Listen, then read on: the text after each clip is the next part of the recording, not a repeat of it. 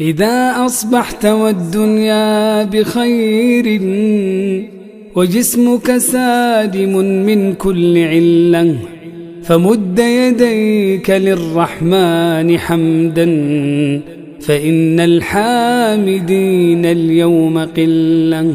وأحسن منها قول ربي جل وعلا: وقليل من عبادي الشكور، وقليل من عبادي الشكور.